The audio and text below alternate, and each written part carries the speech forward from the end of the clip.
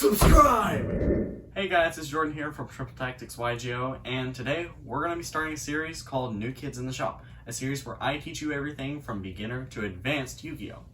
Before we dive in, please smash the like and subscribe button and turn on the notification bell so you never miss another video. And put in the comment section down below any thoughts or suggestions for this video or future videos. And without further ado, let's begin. What is Yu-Gi-Oh? Yu-Gi-Oh is a turn-based card game where two players with 8,000 life points apiece have the goal to reduce the opponent's life points to 0. This is done through various means, whether it be by effect damage, battle damage, or an alternative win condition. Yu-Gi-Oh is separated into multiple different phases.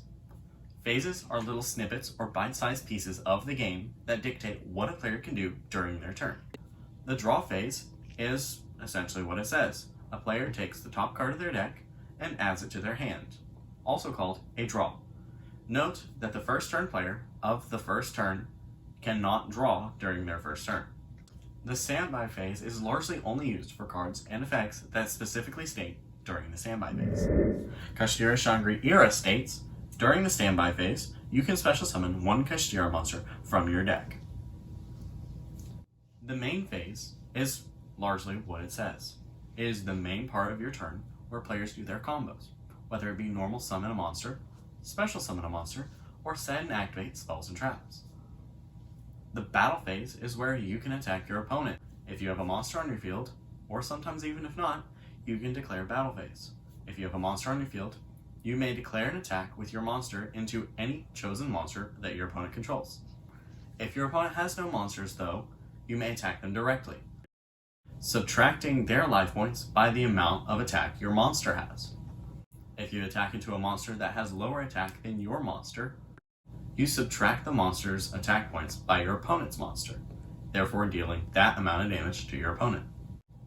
If you're unfortunate enough to attack a monster that has higher attack than your monster, you will suffer damage equal to that monster's attack minus your monster's attack.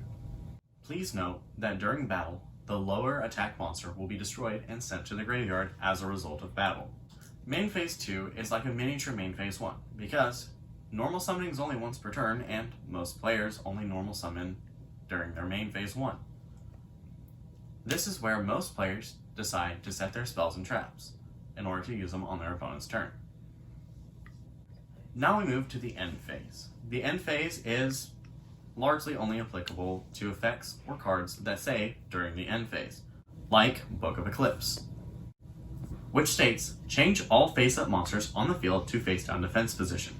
During the end phase of this turn, change as many face-down defense position monsters your opponent controls as possible to face-up defense position. Then, your opponent draws cards equal to the number of monsters changed face-up by this effect. Notice how it says during the end phase. The end phase is also where you say, I end my turn, and the turn now goes to your opponent.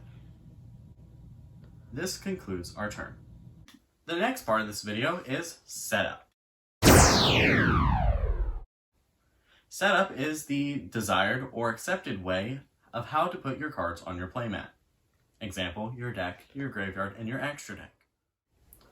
The main deck goes on the bottom right zone of the map, with the graveyard right above it.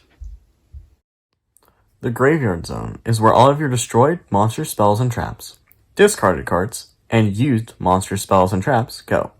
This is completely separate from your deck, hand, and field. The extra deck, on the other hand, is on the opposing side on the bottom left zone, with the field spell zone right above that.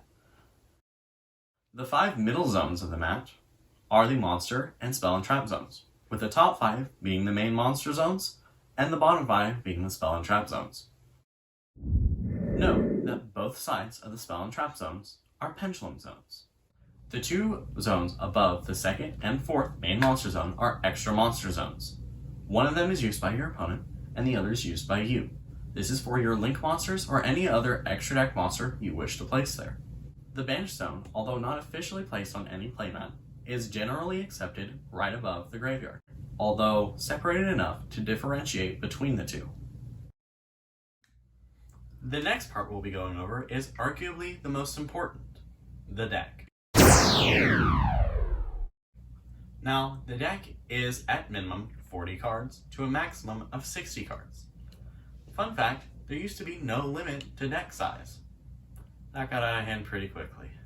The deck usually consists of an equal amount of spells, monsters, and traps. Although, nowadays, the current meta calls for less traps, and some decks require a lot more spells than monsters now.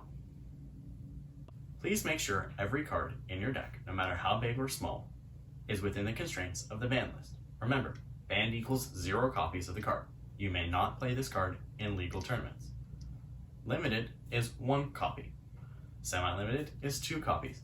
And if you don't see the card on the list, or it says no longer on the list, it is at 3, and you are free to play all 3 copies. We will have a copy of the Forbidden Limited list or ban list in the description box below. Hey guys, thanks for watching the video. If you liked the video, please smash that like and subscribe button. It's free and it helps us out a lot. Our goal is to try and hit 100 subs by the end of the year, so you guys may be the first to help us do that. If you have any comments or suggestions, leave them in the comment section down below.